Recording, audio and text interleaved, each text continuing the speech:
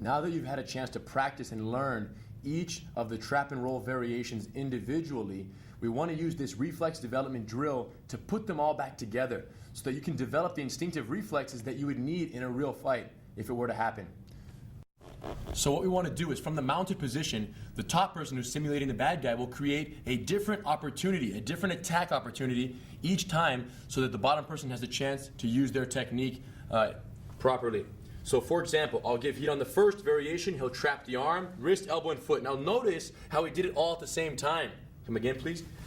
In the first slice of this lesson, you learn how to do it individually, 1, 2, and 3. But in reality, you want all of these pieces to land on my arm and my foot at the same time, so he don't traps it. With the arm trap in place, he slowly bridges his hips up, and he rolls. And every time you or your partner does one of these techniques, let's trap the hips, the way we learned in the fourth slice, trap the hips, control it, so that as they try to escape, they can't, and then of course you work your way through very slow. And remember, speed is a result of practice. Right now, it's all about the technique. He don't slide his other leg through, and he comes through. And now we reverse roles. He's the bad guy.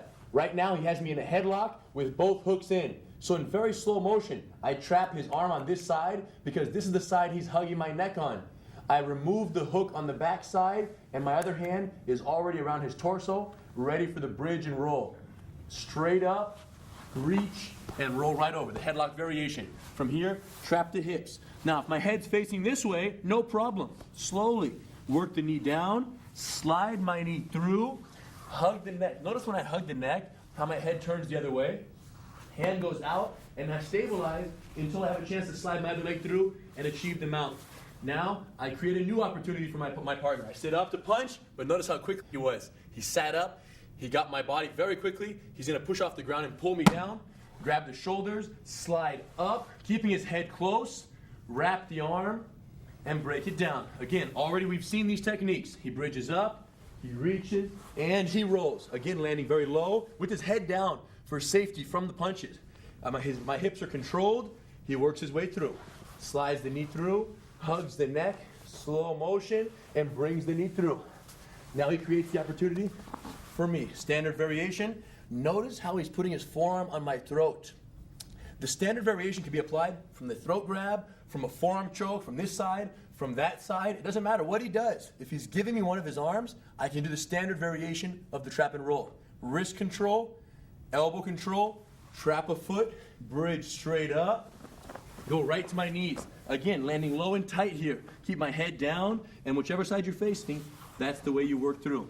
It doesn't matter which order you do these techniques in, as long as you get through all of them and both partners practicing the technique have a chance to do all the variations.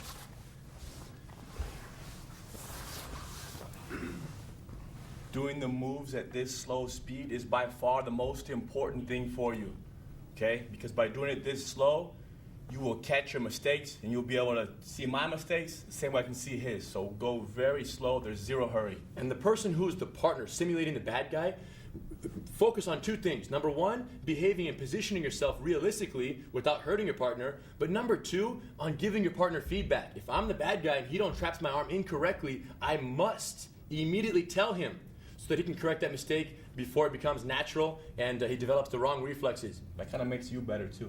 Makes everyone better. Good point. The more the bad guy's focused on watching for mistakes, the better they're learning the technique all the way through. So help each other. Your goal is not to work against one another, but rather with each other to perfect the techniques every step of the way. Have fun with this one, and don't move on until all the variations feel extremely comfortable for you to practice.